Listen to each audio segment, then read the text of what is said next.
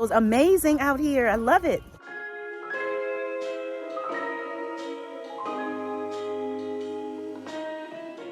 Welcome back, Elock Nation. If this is your first time here, welcome to my home, garden, and lifestyle channel. If you like what you see, hit that like button.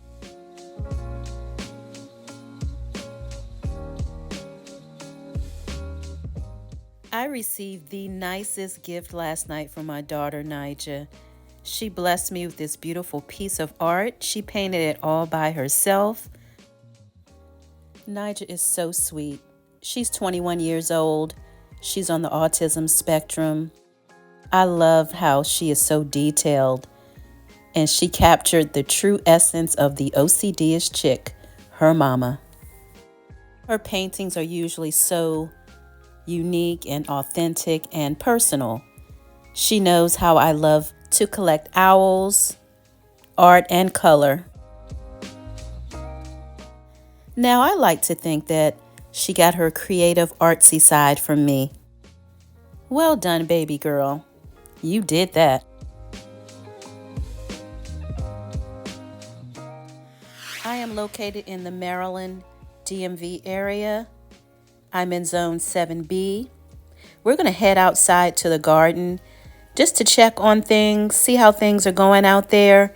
The temperature today, it's Sunday, December the 8th, and it's about 60 degrees outdoors, but we've got some sun out there. Feels like 54 degrees. Let's head outdoors. All right, I kind of got hung up inside. I should have come out a lot sooner. The sun is definitely going down, so hopefully we can get a good look at what's going on out here. Oh yeah, there's still plenty of sunlight out here. I think we can get a look at things. Is it really December? It feels amazing out here. Welcome to my garden. If this is your first time here, this is my Maryland Zone 7B backyard suburban garden. No, that was a lot, right? I can be a lot. Compost tea, I don't know, should we open it? Should we open it? The stank, the funk of 40,000 years. It's time to use that. But yeah, this is how I brew up my compost tea. And actually there should be a little, should allow a little air to escape as it's fermenting. But that's some good homemade fertilizer. You don't necessarily have to go out and buy fertilizer. You can make your own right at home. I've got a video somewhere showing you how to do that.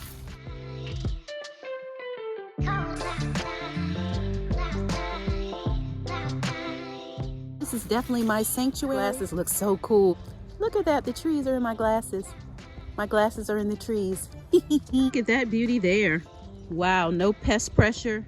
One thing I love about the cooler weather, you don't have to deal with all of the pests. All the pests that you deal with in the spring and summer. Man, that freaking white butterfly, whoo! She makes me want to wring her neck. Let's get a closer look here at the cabbage. Coming along nicely. Leaves are beautiful. Yeah, now see, you know how I like them. Young and tender. That is right up my alley. These are some winter peas. They are wintering. I actually wanted them to grow up this trellis here. They are just doing their thing. Winter peas. And this is a cabbage. Drop down into the 20s at night, 30s during the day. We've had some of those days, so you know your plants are definitely going to feel it. Doesn't mean that they're dead. The root system is fine. I've got a mixture of leaves and pine needles here. It's going to help to keep that soil moist. It's going to help with the soil life underneath here. Helps with soil temperature. Make sure you mulch your winter garden. That's so important. Retains the moisture, so when you're watering or when it rains, it's capturing that water, staying moist longer. And here's my lettuce.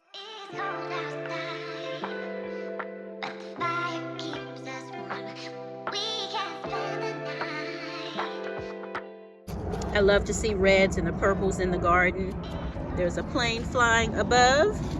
This is real life, real everyday life. It's hard to edit out everything. Petunias. Yeah, you can tell they definitely, yeah, these have definitely been touched or kissed by frost and freeze. We dipped below 30 degrees. As you can see what it would normally look like. And here, you can tell it's been burnt by the cold. But look at the plant itself. Look at the greenery here. It's still alive. So, yeah. But all is well, all is well. These young and tenders, I could be eating those. Nice and tender leaves. Ranch style dressing. Yes.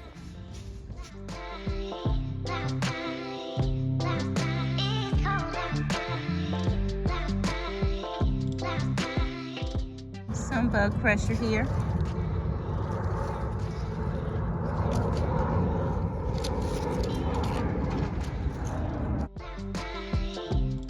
Strawberries, they'll be back in the spring.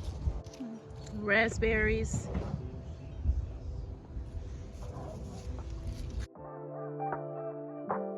Ornamental banana plant, to be expected. It's definitely going to die back. It will come back in the spring. And yes, I did say ornamental, no actual edible bananas. Tried growing the real bananas, but they didn't overwinter well, so I don't know. Maybe I didn't have the right variety. So if you are growing an edible banana plant in zone 7B in the Maryland DMV area, let me know. Hit me up. Maryland DMV area. Shout out your grow zone. You watch one of my recent videos. I am working on this bed, preparing for spring 2025. I buried kitchen scraps under the soil here. I'm protecting the soil with free pine needles from my pine tree. This is dill. This is sage. It's like a little bite there on it, but smells amazing. Yeah, so the brassicas here, you know, they're droopy. They've taken a hit, but they're gonna bounce back. They're gonna bounce back.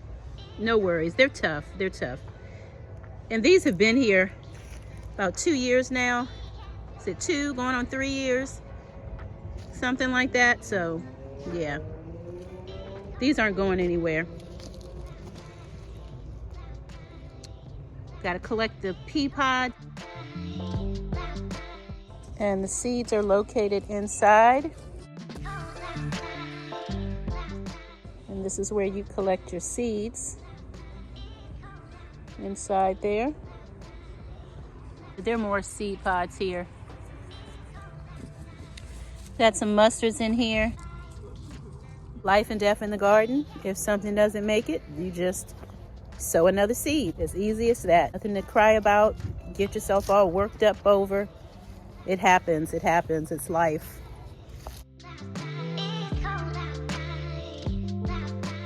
Perennial flowers, they'll bounce back. Giant mustards. They're still young, but it looks like they should bounce back. Not really worried. Not really worried. Broccoli. A little droopy, but they'll be okay. They'll be okay.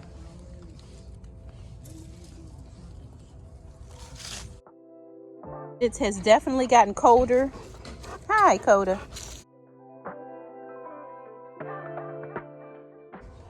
Yeah, the fall winter garden doesn't look as lively as the spring summer garden, but it's okay. Everybody's doing their thing.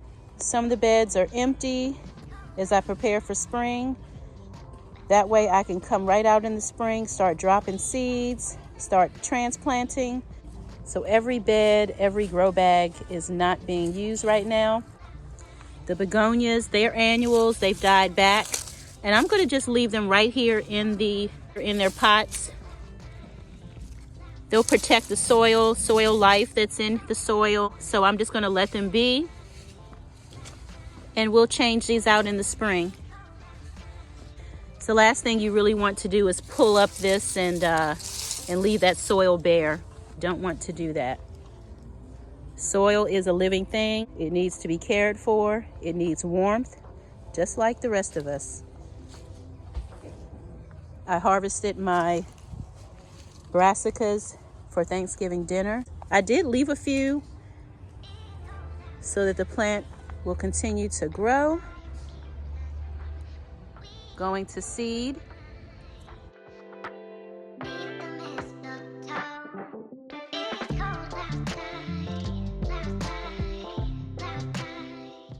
Yellow petunias. It's nice to see the color in the winter garden.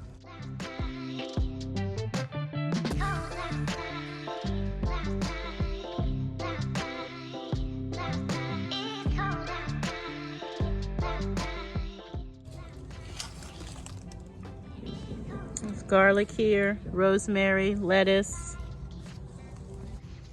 Swiss chard. Looking a little limp, but yeah, it's a tough plant. It's gonna bounce back. Rosemary, tough plant, tough cookie. All of these brassicas, they're gonna grow back. Flowers are beautiful to look at during these colder months.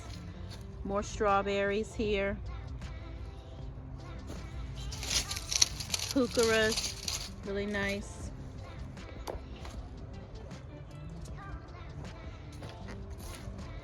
More perennial flowers.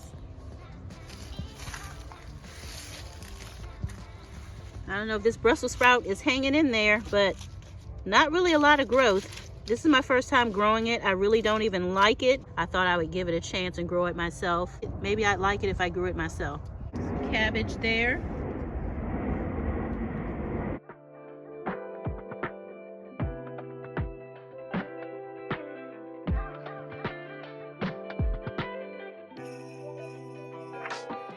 You also have to keep in mind during the colder weather, these plants are going to grow at a slower rate than they would during the warmer weather.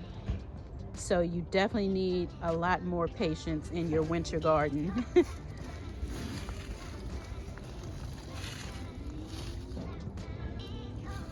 I'm going to be utilizing these really soon for winter sowing, so stay tuned for that.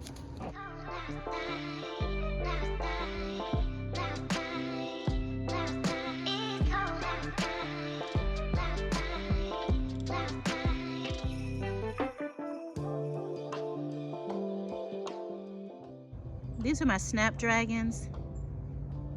They are perennial flower, so they will definitely be back.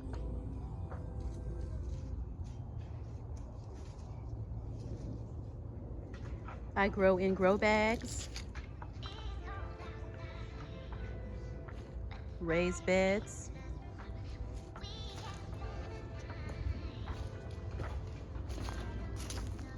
I also grow here in the ground.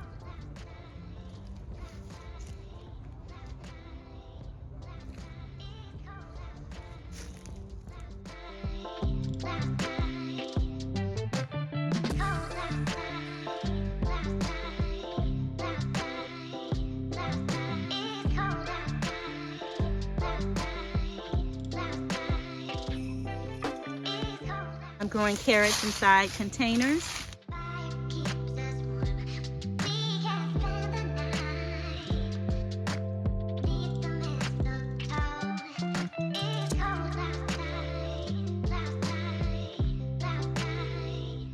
Look at all those figs. I can't reach. How are you guys doing these days? Are you enjoying the holidays? Are you decorating? Looking forward to spending time with family? Maybe taking a long needed vacation? I don't know about you guys. Well, let me just say this. Life in general is good. The good days outweigh the bad, but also I have to be honest, life has been lifing. Life can get stressful sometimes, and I think that it's important for us all to practice some self-care. Self-care might be taking a long walk, going for a bike ride, polishing your nails, adult coloring books, journaling, reading scripture. Working in my garden helps me to wind down, to decompress, to just be at one with myself and my own thoughts, to pray, to listen, just all of those things. How do you practice self-care in your life? What are some of the things that you do to help with your mental health? Be kind to yourself as well as others. We are all going through something. See you next time.